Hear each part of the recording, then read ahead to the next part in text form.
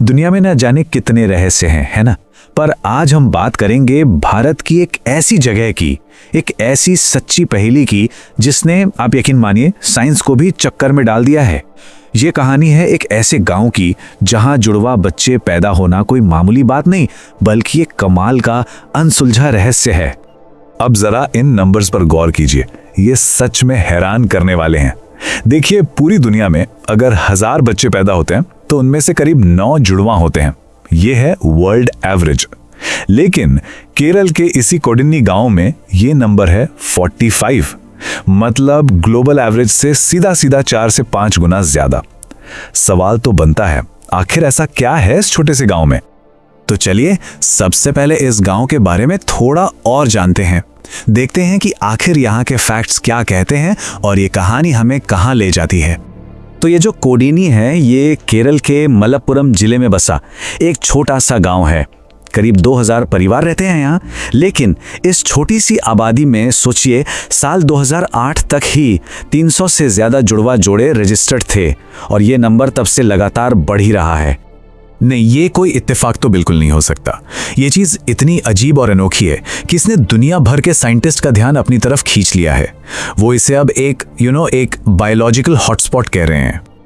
और फिर क्या था, जैसे ही यह बात फैली, साइंटिस्ट की टीमें पहुंच गई इस पहेली को सुलझाने। और उनकी जो इन्वेस्टिगेशन थी ना, वो किसी डिटेक्टिव स्टोरी से कम नहीं थी। मतलब हर एक सुराग एक और भी गहरे सवाल को जन्म दे रहा था।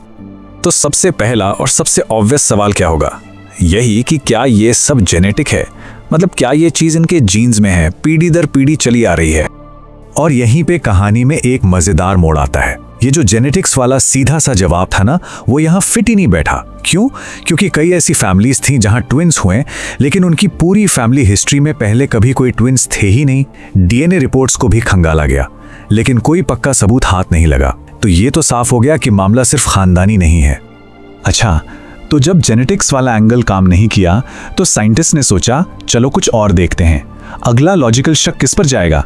वहां के माहौल पर, मतलब एनवायरनमेंट पर। और सबसे पहले शक की सुई घूमी वहां के पानी पर यह थ्योरी भी ज्यादा देर टिक नहीं पाई। जब पानी के सैंपल्स टेस्ट किए गए तो पता चला कि उसमें ऐसा कुछ भी खास नहीं है। मतलब कोई अनोखा मिनरल या केमिकल कुछ भी नहीं मिला जो इस चीज को एक्सप्लेन कर सके। तो इस बात का भी कोई साइंटिफिक प्रूफ नहीं मिला।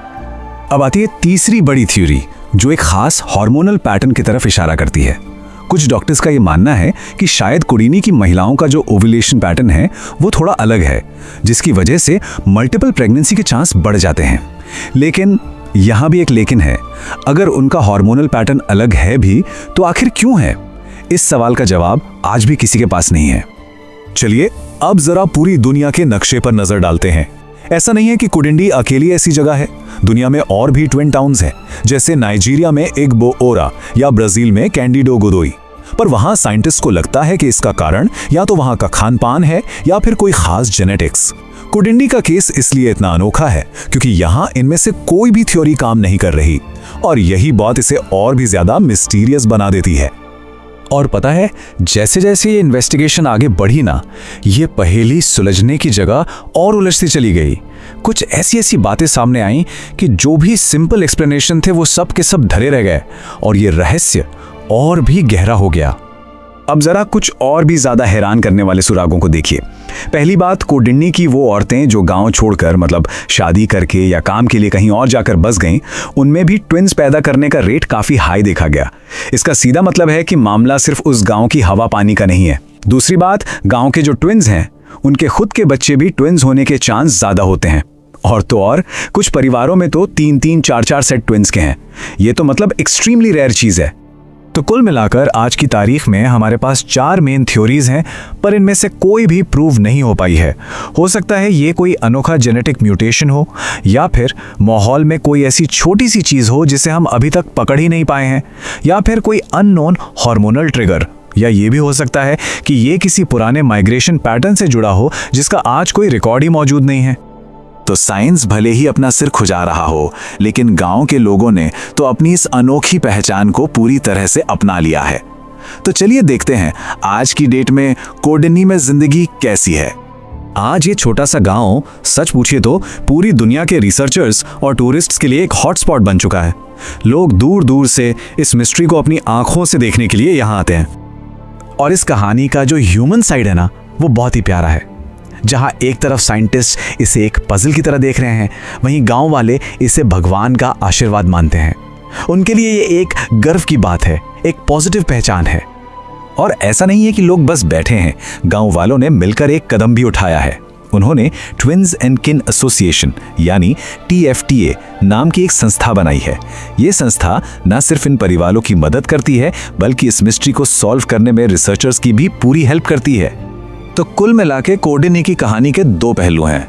एक तरफ साइंटिस्ट हैं जिनके लिए ये एक अनसुलझी पहेली है, और दूसरी तरफ है गांव के लोग जिनके लिए ये उनकी जिंदगी का, उनकी पहचान का एक जश्न मनाने वाला हिस्सा है।